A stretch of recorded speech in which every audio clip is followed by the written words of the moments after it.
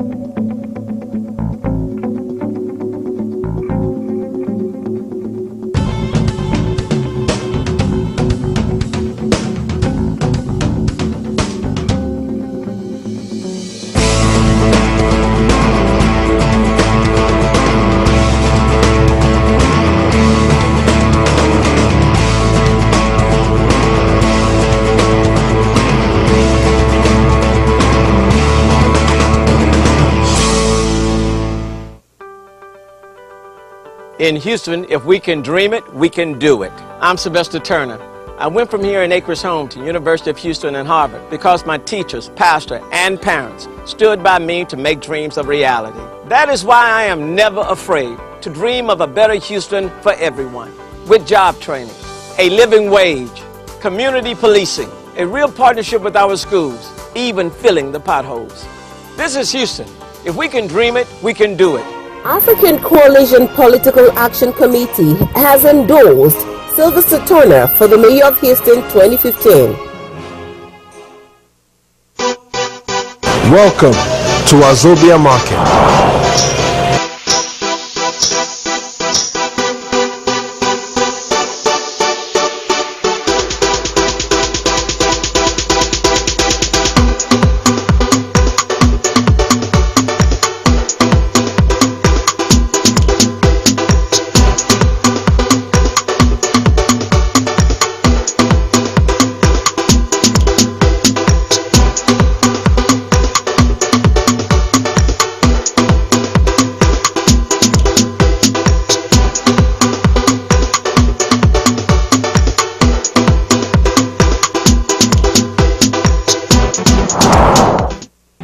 People assume quality car insurance has to cost more. People assume too much. The truth is, drivers who switched to Allstate last year saved money and got better protection. So get the facts, because you know what they say about people who assume. They pay more for car insurance than you and me. Call Kayode Aljanaku, 9903 State Highway 6 South, Suite 600, Sugarland, Texas 77498. Telephone 713-776-3275. All right, good morning, Houston. Good morning, good morning. It's so beautiful this morning. A little chilly. I'm sure it's going to be that way all through the month, but we're hoping that you're staying warm and you did indeed have a good week. I'm hoping that you had a week free of strife. And if it didn't happen that way, just know that it will always get better. You know, that's my mantra. It will always get better. It didn't end well for very many families this week in California, San Bernardino. Precisely, we will be looking into that this morning as the show progresses. But of course, this morning, our in-house analyst is here. Prof, we call him. I just call him Prof. His name is quite long, isn't it? Yes, my name is Patrick. So you see, so we'll simply just stay with Prof. And together this morning, we'll be sharing with you, as always, on Dawn, trending issues and stories. Interviews do also come up on the show, but we won't be doing that today up until Jumake gets here. All right, so for now, as always, we promise to give you all that we can, feed you in with all the information that you need, all of what has made the news this week on Dawn on MBC. My name is Oluwani Shola. Good morning, Houston. We'll go for a brief break. When we come back, we will start the show proper. Stay tuned. Yes, indeed, gratitude is very, very important. Remember that when you really don't get what you want sometimes, it might just be a blessing in disguise, and yes, it might just be a little stroke of luck, but, in there somewhere. On the other hand, it might just be not your time yet, but we just have to keep being thankful and keep being grateful. I can't say this for the families who lost their loved ones in the San Bernardino shooting during the week, but it will pass. I'm sure the pain will pass. I don't know when it will, but it definitely will. Prof, what do you think? Well, it's just one of those other cases again. Fortunately or unfortunately, this time really, it still has to do with gun violence. And the trend always in America is we tend not to really address the issues as they are. This obviously has become really a terrorist act. It is. Now, it's actually been said that since after 9/11, this is the largest act of terrorism. It didn't even occur to me until I saw the news yesterday, and they started linking all of the details and all of the processes and stuff together.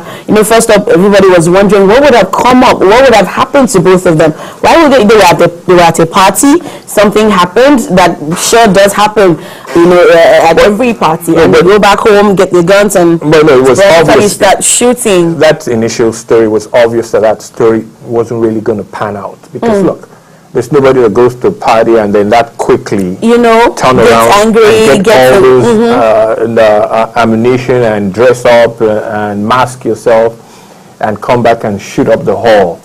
I mean, it was, to me, from the very onset, it was obvious, it was planned, it was a planned thing, and that happened.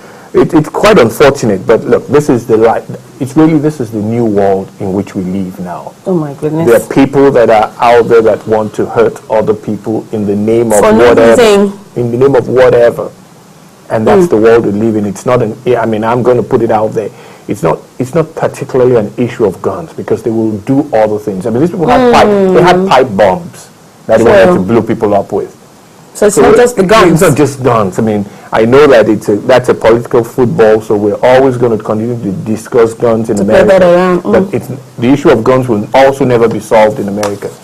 So let's leave that one and just face it that there are people, for whatever reason, are willing to kill other people in whatever name. So like I said, it's been investigated now as an act of terrorism. Several pieces of evidence pushed authorities to launch a terror probe, an FBI official says yesterday. And it says that they said that the couple crushed cell phones in an attempt to destroy digital fingerprints. It was really very well planned. Yes. 14 people were killed, 21 wounded in Wednesday's massacre. It's like you said, it's something that is like in our faces now. Well, look. No week goes by without you hearing something that someone... Let's look at what happened in Paris. I mean, people were out on a Friday night, some watching football, some at a concert, some at a restaurant, bar, and this kind of thing happens to them.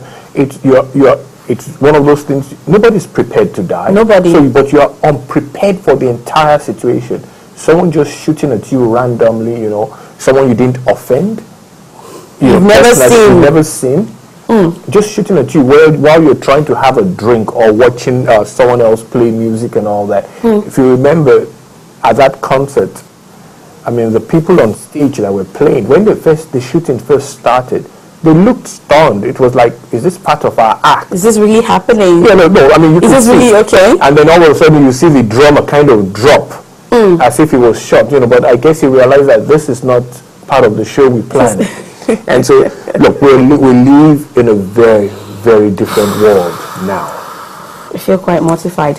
All right, so going over to Nigeria, when such is happening also, the governorship elections in Bayelsa and in Kogi as well, it started on a very bloody note.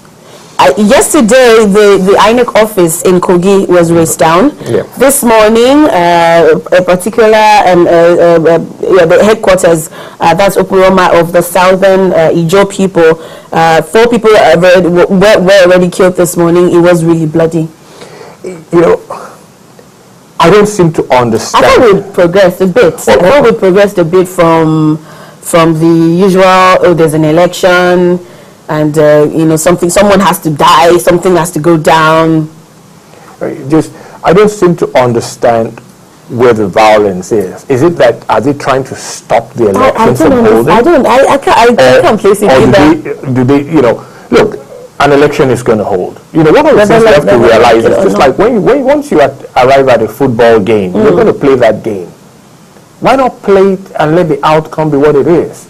You can protest later, but you know, killing people or trying to disrupt something that's bound to happen. We had this in the election earlier. We had postponements. We had issues and all that. But like I kept saying, look, we're in a process. We're learning a process. We're trying to design a process. Let things happen, and then we can complain later. I mean, when I was in secondary school, we used to have this mantra: obey before complain. You know, when obey the rules or you know what we've designed. Let us go through it first. But killing people and destroying property, all in the name of elections that has no outcome yet. You know, it's something I don't seem to understand. And we'll never. I put it this way: we'll never build a complete and functional system once we continue to disrupt it. All right, so on that note, we will be going to Saudi Arabia, where there is some advancement, thankfully. In Saudi Arabia, some level of maturation, actually. Saudi Arabia allows women to participate in the elections for the very first time. For the very first time. They began their first ever campaigns for public office on last Sunday, in a step forward for women's rights in the conservative kingdom's slow reform process. More than 900 women are standing in the December 12th municipal elections, which also is marking the very first time women are allowed to vote in Saudi Arabia. Here is the description that is apt. The conservative kingdom's slow reform process. Look, it's a process. We just talked about the process in Nigeria. Ours is disruptive. This is slow. Slow is fine. At least they're getting there. They're getting there. You know, and that's good. Look, everybody has, almost the entire world has passed that. So they're just getting there for the first time. We let it keep moving. You know, they might eventually have a leader. Eventually. You know, look, a slow process. I'll take a slow process than a destructive or disruptive process. I prefer slow. I'll do that anyways. Okay, so still on that story, the Orange State has no elected legislature but has faced intense Western scrutiny over its human rights record. The country's first municipal elections were held in 2005, and it was followed by another vote in 2011. But both in both cases, only men were allowed to participate. The absolute monarchy, which applies its strict interpretation of Islam, has faced widespread criticism for its lack of equal rights. Do you really think that can change? Look, what we're seeing is a little bit of change. I mean, look, once women are involved in the process now, that's better for everybody. Look, I'm not one of those that will say it cannot change. No, it can change. I mean, and they're slowly changing it. We might not like the pace, but that's not our business. You know, that's one of the things we have to learn in this world, really. There are certain things that really, other than we just don't think it's fair. And I think equal rights and human rights should be for everybody. I don't care where you come from. So we might complain about that. But once they are involved in a process, let the process take its course, no matter how slow. I'm just trying to imagine how they're going to go about it. Because, you know, as a woman over there, you're not allowed to go out. How will this person who is trying to get into office go out to speak with women, speak with men, ask people to vote for her, tell them about her her plans and all. When the other women, very many women are restricted to the house. Well, but this is the beauty of what this looks like. You just said, because of all the other restrictions, this might just be the opening for the need for those things to really open up, for their society to open up. Their ability to go campaign or be elected puts them out in the open, gives them followers, Now, so there are more women going to get involved somehow, in this process. 900 already for the first time, and this is actually next weekend that this is going to take place. Yeah. So yes, they have a long way to go, but this is an opening. The society is starting to open, and it's a good thing. Indeed, it is. We will be going back to Nigeria now. I remember that you talked about this last week when you were talking about what the president was saying at the interactive section he had about the looted funds and where are they? Who is returning what? You know what has happened there in the week, don't you, Prof? Well, look, again, I don't want to call all these speculations and all that. Look, if they are looted funds, what I think any reasonable person is saying is that I need a name, I need an amount. Okay, and what's going to happen to the person who did this? And what's going to happen? Look, I don't care. Look, you cannot say, don't mabinu, take your money back. No, you can't do that. I mean, that's the only way I look at it. You cannot do that. If you returned money for whatever reason, you misplaced it before, or you forgot it was somewhere and all that, but you bring it back, money that was not yours. But what do you think about what Femi Adesina talked about? He did bring to light during the week, according to a newspaper Daily Nigeria, that these funds have been returned by some of the past government officials who looted the treasury while in power, and they're currently with the CBN, with the Central Bank of Nigeria. Yeah, look. How much?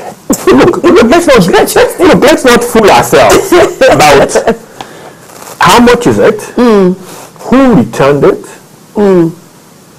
and when we're going to get that person charged. I'm not saying go put the person in prison. Let the person go through a law system. But you can't take something that doesn't belong to you and then return it. What if you invested it for some time, bought a few houses, have sold the houses, and you have change on it? You've used Nigerian money to invest in yourself, and you say because you returned it, nothing should happen to you? I don't buy that.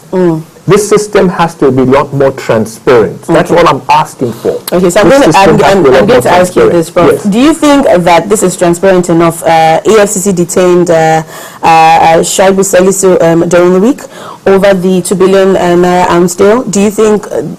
Yeah, look, that's a process that we're seeing work itself out. I mean, the initial thing was he was arrested for all the things, and then obviously as investigations go on, other things are showing up. The 2.1 billion taken from the NMPC or something like that. You know. So that's a process. I'm a believer in a process, and he's gradually talking. I give this to this, and they're picking up that person and interviewing or questioning the person and all that. So look, we have a process going on in that line on the 2.1 billion issue, but I'm surprised that none of these 2.1, the guys involved in 2.1, none of them have returned money. But they've been arrested. Some have been arrested. About 20 top officials of the previous administration. They should also return their money, and let's see. Look, the one of returned money, I'm going to insist. Some have been taken into custody as well. I insist on it. That one should be transparent. Everybody has a right to Nigeria's money. Okay. And you cannot take it and return it when you like. No. When you feel like it. That's not going to happen. I mean, or that shouldn't happen. Okay, so in the news, I'm just going to touch up on that, and then we go for another break. About 20 of them, like I did mention earlier, of the previous administration, they've been picked up. We understand they really actually did play active roles in the disappearance of the I like that word, disappearance, of the 2 billion naira arms deal, meant for the procurement of arms and ammunition for the country's armed forces. They were taken into custody. Some of the officials taken into custody at the former Minister of State for Finance, Ambassador Bashir Yuguda, a former Director of Finance in the Office of the National Security Advisor as well, Shaibu Salisu, the former minister who worked under Dr. Ngozi Okonjo-Iweala, was still being questioned, during the week. I don't know how that has, panned out now, but I think that this is some drama. Well, no, look, do we know what 2.1 billion is? The Nigerian budget is slightly over 20 billion, 25 billion. And a couple of people take 2.1 billion. That's a lot of money. That's a lot. It is a lot. It's a lot of money. And, I expect the net that will catch them is going to be a very, very wide net. Big one. Because this is a lot of money. If you took this money for arms and for the for Nigerian defense and all that, it's very easy to solve. It's either their armored cars and bullets and this thing to show for it, or there's none. And from what we know, in the last 1 year, we've had soldiers that have been tried for running away in the war, saying that because they're not well equipped. So we've had a little bit of idea of what was going on. So let's see where this gets to. I'm always very interested, again, like I keep saying, I love a process.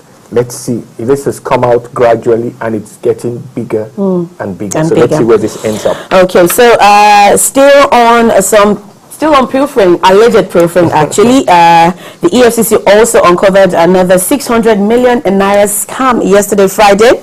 We understand Air Vice Marshal Saliu Atawadi was arrested, Wednesday for allegedly diverting a 600 million naira meant for acquisition of military boats, for the use of the Nigerian Armed Forces. He was said to have awarded the contract for the boats and paid for them in full, but none was supplied. Who does that? Look, let's put it this way. It obviously had become a habit in the past. That they've done and gotten away with. It obviously had become a habit. We're talking of large sums of money, 600 million, to do something, and from all indications, it's not done. What we used to know before in the Nigerian system, which we also all complained about, was that contracts are awarded and they are shabbily done. 600 million, they'll do it for 100 or 200 million and split the rest. But this time, from what we are seeing or hearing, let's say what we're hearing, is that nothing was done at all, and this money was, just like you mentioned, paid in full. Yeah, they just took the money and did other things, personal things with it. Oh boy. And that's why I am saying the government shouldn't give me that, I don't want to use the word on TV, but it's nonsense to tell us that people are returning money. And we don't know who and what and how much. We don't know how much. I think that is the biggest, don't make us look like fools. Because I don't think Nigerians want to be fooled anymore. All right. If people took money, when they return it, let us know. Just arrest them as they return, because it was never their money in the first place. All right, we'll go for a brief break now. When we come back, we have more trending issues and stories to share with you this morning on Dawn on NBC. We'll be right back.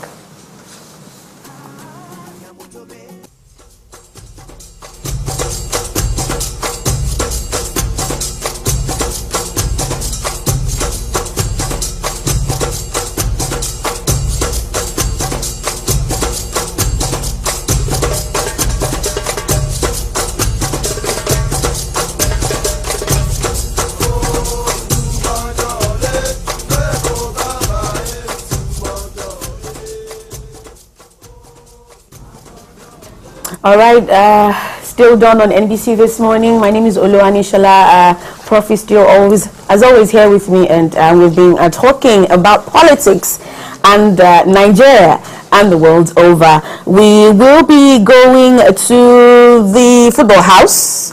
That is your turf, Prof, but some smashing and grabbing, also some funds looting in FIFA. The Swiss police, they made some arrests during the week, I think on Thursday precisely, They arrested 2 high-ranking FIFA officials on suspicion of having received bribes of millions of dollars in a raid on Boalak, I think that's what that's called, a luxury hotel in Zurich, used by world football officials because of its closeness to the FIFA headquarters. Now, this is the second time in this year where the police have sued on FIFA officials, and in this year alone, in relation to allegations of collecting bribes in return for selling marketing and publicity rights for tournaments in South America and also World Cup qualifying matches. One of the things that FIFA has been known for in the last 20 years is that it has become a very rich, very rich mighty rich. Once the money was there, without a really well-organized situation, because you have people from all types of cultures, and I'm not saying that one culture is worse than one. But look, the truth is that depending on the system in which you come from, your tendency to cheat is lessened by the system in which you grew up in. Rules and regulations mean a lot to certain people that come from certain countries. I always tell people, I remember when I first arrived in America very many years ago, I always wondered at the stop sign.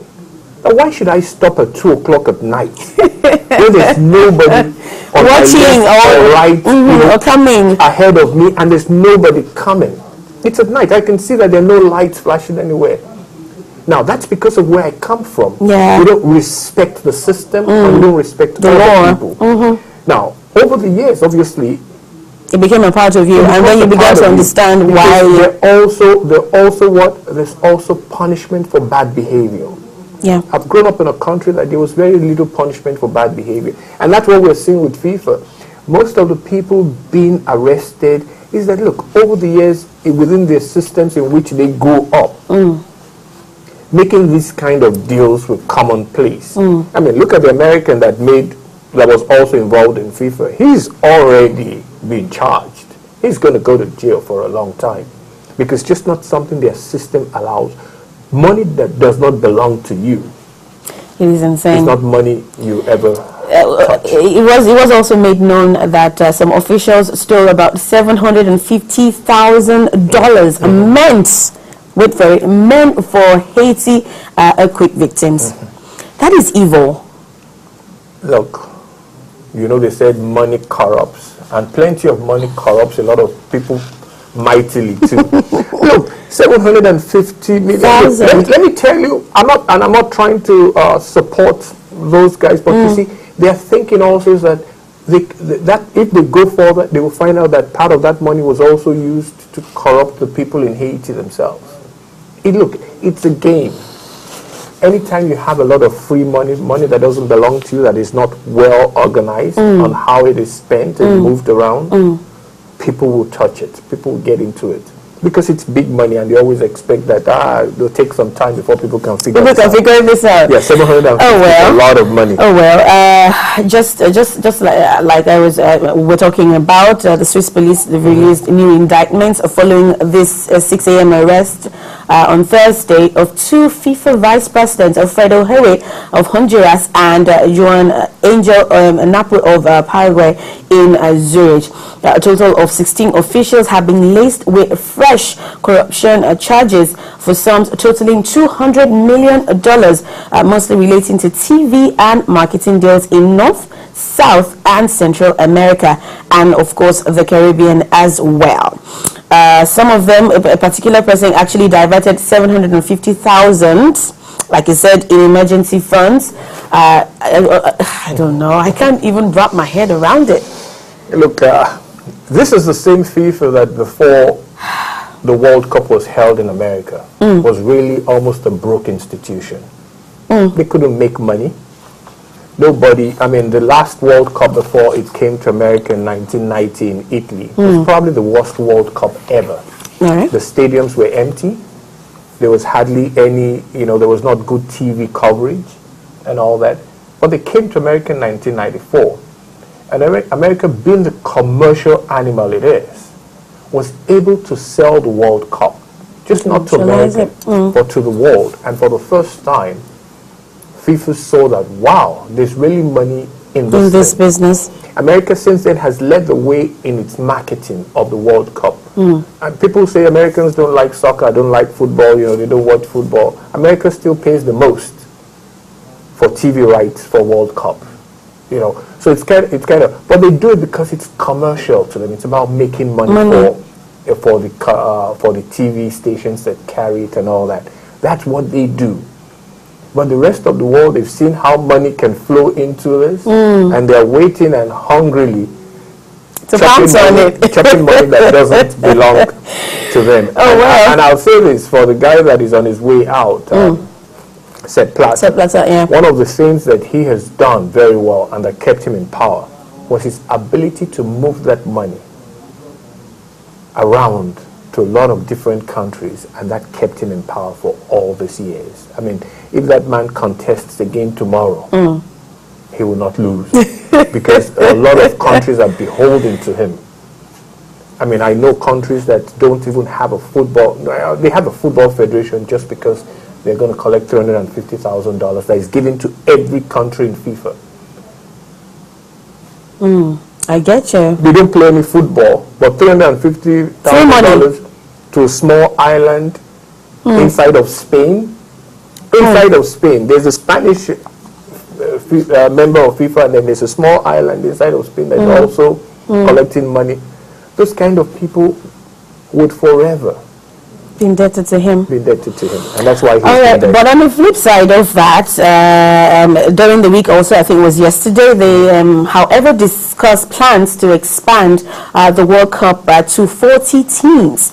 FIFA's executive committee outlined new proposals at the news conference held in Zurich on Thursday, including making sure there are at least 6 women on the newly devised FIFA Council, limiting presidential terms to a maximum of 3 and increasing the World Cup up to 40 teams. The proposal to increase the tournament by 8 sides is on the agenda for the executive committee as part of a package of reforms for the world governing body. The move would mean an extra 32 matches in the group stage, adding another week to the 31-day tournament, and it will take the total number of matches to 96 and will come into force for the 2026 competition. What do you think about that? This is pure greed. Look, usually the more games on TV, the more money. I thought about that too.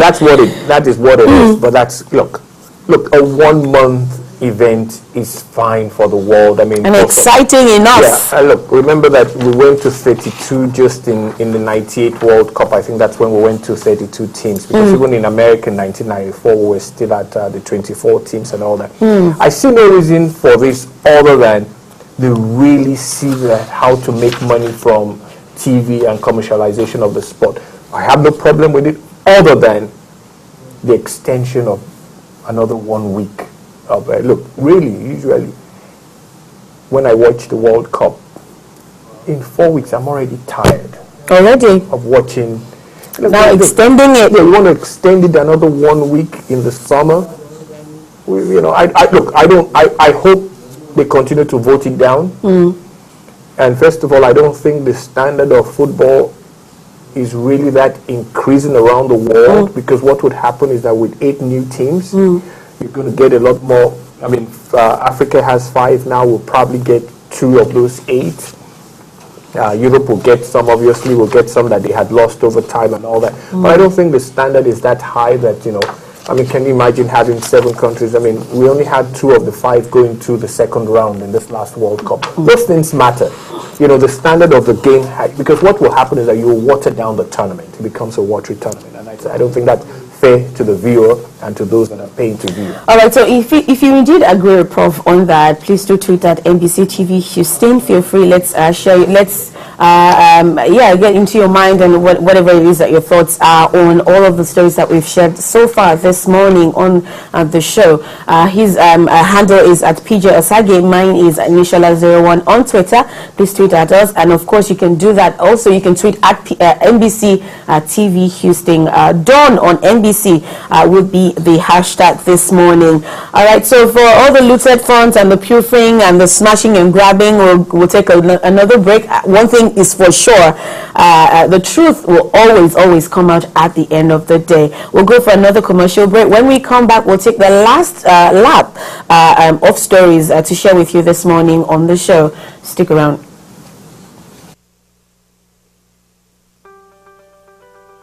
In Houston, if we can dream it, we can do it. I'm Sylvester Turner.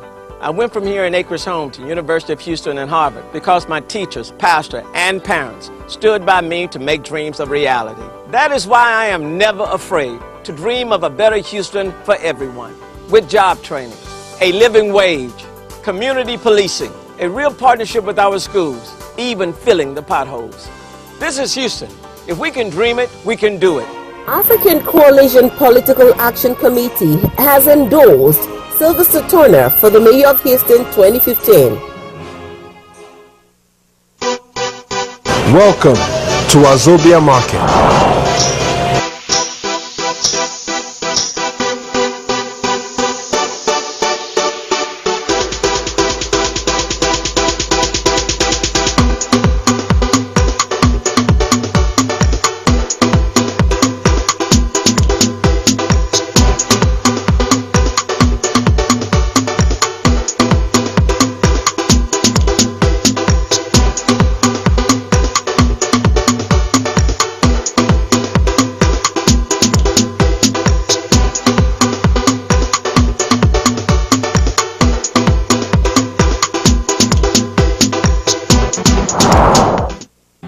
People assume quality car insurance has to cost more. People assume too much. The truth is, drivers who switched to Allstate last year saved money and got better protection.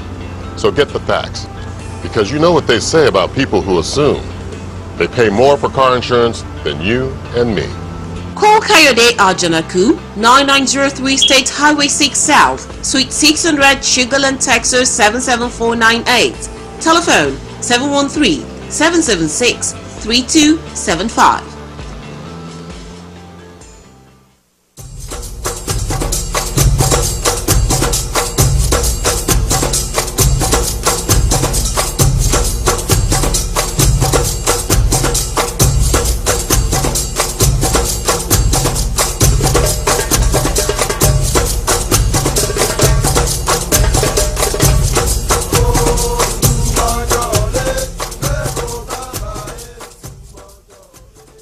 All right, welcome back. Leonie Shala here, Prof. Also. Dawn on NBC, it's what this is, and we're still happy to have you on the other side. We're going straight to China now, where it did pledge $60 billion to develop Africa.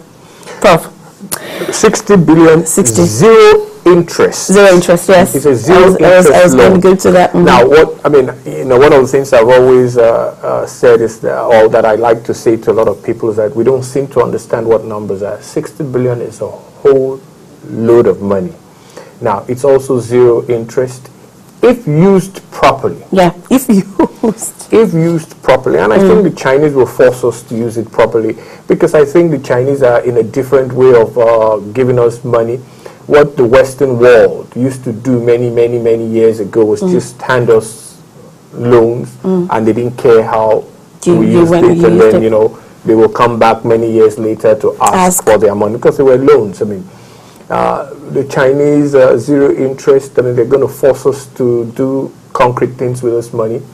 Which and look, because 60 billion is a lot of money, you know, if very well invested, it actually could start to change a lot of, and I'm hoping most of us should be used on infrastructure, because that's a bigger problem in Africa. I keep telling people, you know, I said, if you build a Tinapa in Calabar, the reason a Tinapa would not survive in Calabar is because you don't have a good transport infrastructure to get people from Lagos and Abuja or Port Harcourt, where you have money, to go to Tinapa to spend it.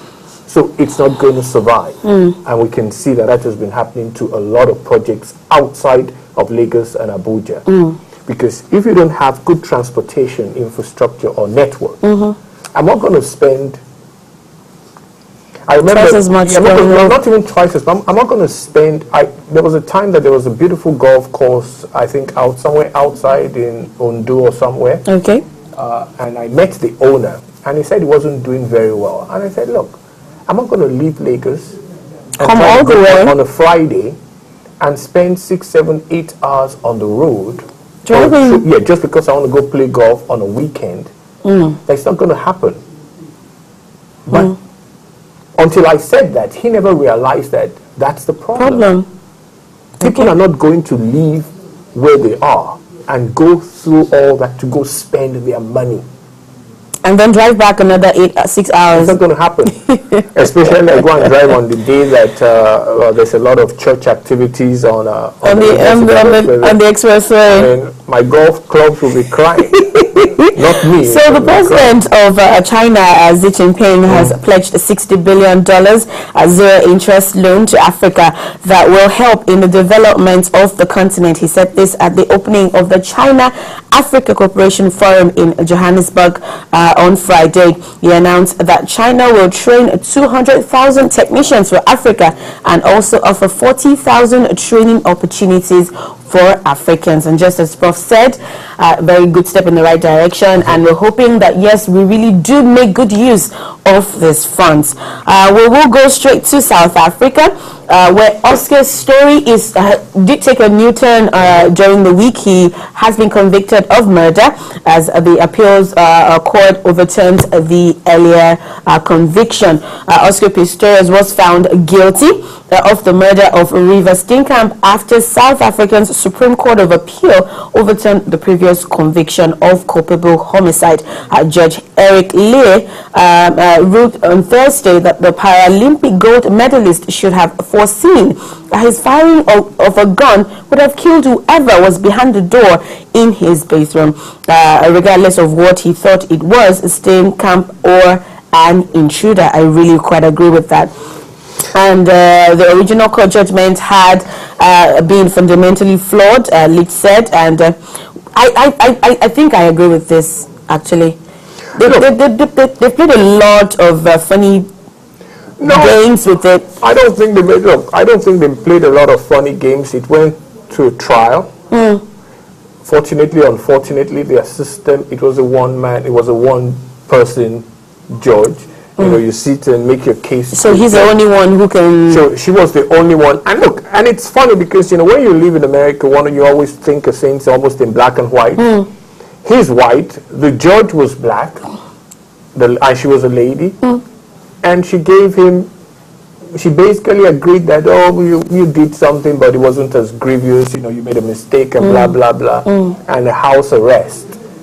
You know, I can tell you, if it was a white judge that initially gave that, you know, would all be really very, very upset that this is a conspiracy, a race conspiracy. But here we now have it. It looks like they're going to completely overturn this, and he'll probably have to go to jail for about 15 years. 15 years, yeah. Which is, look, he probably did something stupid, but he killed the poor lady in annoyance. From all the stories and indications about what transpired before tells us that there was a little bit of annoyance in his behavior to the young lady, and I think that is justice. I think the initial judgment was very unfair to the family of the young lady.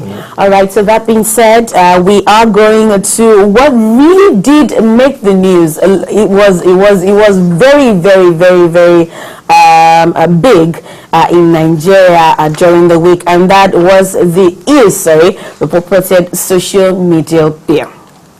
Now, Nigerians have called these lawmakers faithless. They've called them two-faced. They've called them all sorts of names, unnatural and all that, because of this bill. Now, it came out as a rumor. and then it came out in the open, and then some said that some lawmakers said they were not aware, some said that they were aware. I'm just going to go straight to the bill in case you don't understand what it is that we're talking about. I read this like about 4 or 5 times before I could really get a hang of it, actually. So here's the bill. It's simply put, people are saying they want to jail social media users. It's a bill for an act to prohibit frivolous petitions and other matters connected therewith. Sponsored by Senator Ibn Allah, APC Kebbi South, where any person, in order to circumvent this law, makes any allegation and or publish any statement, petition in any paper, radio, or any medium of whatever description with a malicious intent to discredit or set the public against any person or group of persons, institutions of government, he shall be guilty of an offense, and upon conviction, oh my goodness, shall be liable to an imprisonment term of 2 years or a fine of 4 million naira, the bill specified. Look, let me just go straight to... I want to laugh. Yeah, let me just go straight to the point. Oh boy. And here it is. In the system in which we run, here is what I expect the president should have done, or should do. Should let the Congress know. This bill comes to my desk, I'm going to tear it up by veto. I will veto it.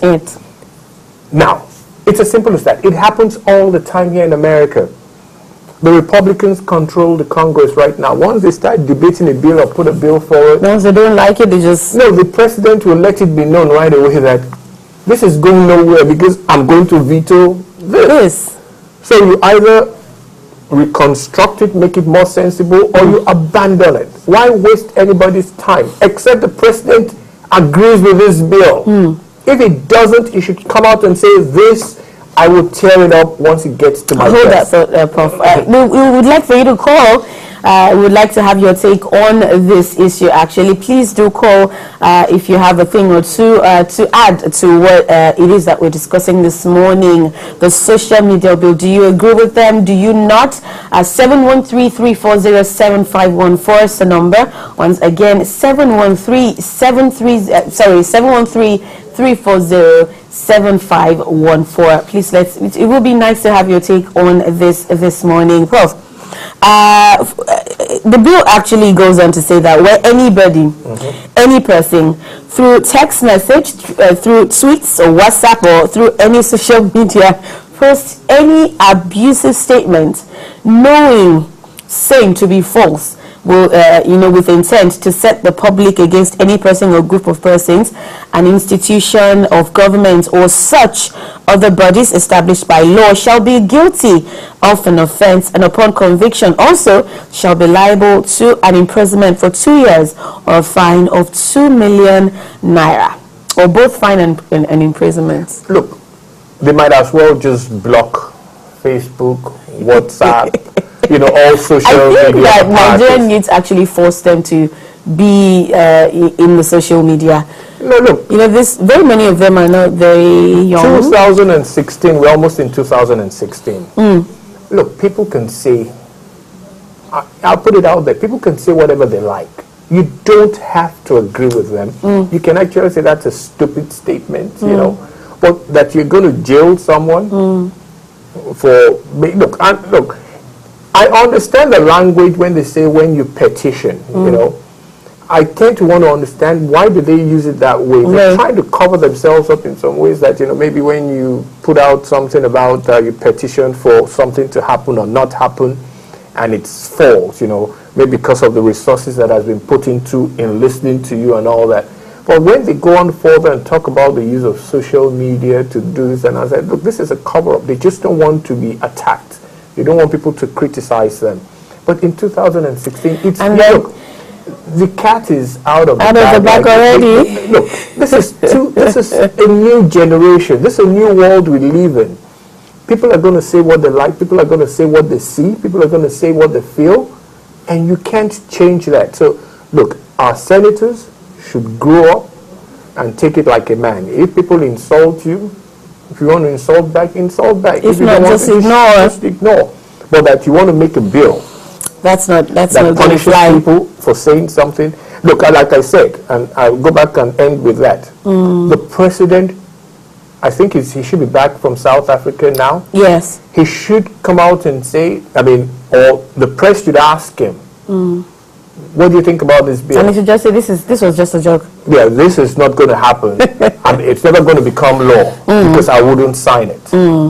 I thought it was ill-timed. I thought it was out of place, and hoping that yes, the president will put all of this to rest, and all of this will just go like some whiff of smoke or something, and we'll just forget about it. Also in the week, at the Murtala Mohammed International Airport, an incident happened. Actually, a man was caught attempting to stow away. I thought this was already, gone and over with, but earlier on Wednesday, a man was caught as he approached a plane that was taxiing at MMIA that morning, causing panic. In a statement released by the Federal Airport Authority of Nigeria, they said that the man wasn't a suspected terrorist, because some people were actually thought that it was like some form of terrorism, but someone was trying to stow away. And he was apprehended, Mr. Alabibu Olushola. He was attempting to stow away in a taxiing aircraft on the tarmac of the Murtala Mohammed International Airport at Ikeja. He was arrested as soon as he scaled the perimeter fence near the moving aircraft. And after interrogation by the AFSEC staff, he was immediately handed over to the police for further interrogation. So I'm sure that would... let me just make a little comment on this. Where was the plane going through? I hope the plane wasn't going to Sudan. I mean, he's missed his road, You go and jump on the plane going to Sudan. I mean, you get to Sudan. That's what they call bad markets. Yes. But on the other hand, I mean, this was also a very bad Andrew. I mean, Andrew that wants to leave the country. I mean, I'm sure he's not even sure where he's going. Yeah, he just wants to leave anywhere, anyhow. I mean, and desperation does take issues and make people behave in an abnormal ways. I mean, there's no way he's going to survive. I mean, doing that. All right. So on the last note that this morning, and on a lighter note as well, yesterday a Nigerian man was caught on tape. He was preaching in a bus in London. I have a feeling he just got there or something, and the commuters weren't having it. Actually, he started preaching in a double-decker bus in London, and the white folks there weren't having it, and they asked him to stop. They told him to get off the bus or they will call the police. When the man said, "I'm preaching the word of life, I am not holding anybody," they told him to shut up. I hear you can't preach religion in public transport, right, Prof? Look, I don't know what's the really, I don't know what the laws are and all that, but like you said, you say you think he just got there. No, look, because they say. As a typical Lagos way, you get into a bus. I understand, but look, like the Yorubas can say, "Emigbe," the spirit got into you. And anytime the spirit gets into you, you've been in London for 20 years, the spirit got into you, and it was time to preach the word of God. But again, I mean, I can see from the picture, some people are smiling. Yeah, it's funny and very odd. It's kind of odd to them. I mean, if I'm in a bus here in America now, or in a train, and someone just gets up preaching, I'm only just going to laugh. I mean, it will be irritating because most of the time you just want a quiet, peaceful time, 40-minute commute or something, and then someone starts to preach the Bible to you, and probably in most cases, with his own interpretation and not mine. I mean, and that's where it becomes really offensive. All right, so on that note this morning, we are going to call it a wrap and get ready for a fantastic week and, of course, a fun-filled Sunday as well. Thank you so much, Houston, for being a part of the show this morning. Still is done on MBC. We'd like for you to connect with us on social media, on YouTube, on Facebook, on Twitter as well. My handle is at Nishala01. Prof's handle is at PJ Osage. You can tweet at MBC TV Houston. You can watch our past episodes on YouTube, done on MBC, and of course on Facebook. Yeah, Prof? Yeah, I mean, again, look, what we like on Facebook is that like. That like button. Just click that like button. It actually helps us to understand, what our contribution to our society here in Houston is. And I mean, and you know, now that we have past editions on of the show on YouTube, we can watch really those all as over well. America, and maybe even more people outside America. All right. So I mean, all right, so we're hoping that you have a very, very, very productive week and a beautiful, beautiful, beautiful rest of the day. Enjoy your day, people. Bye. Bye-bye.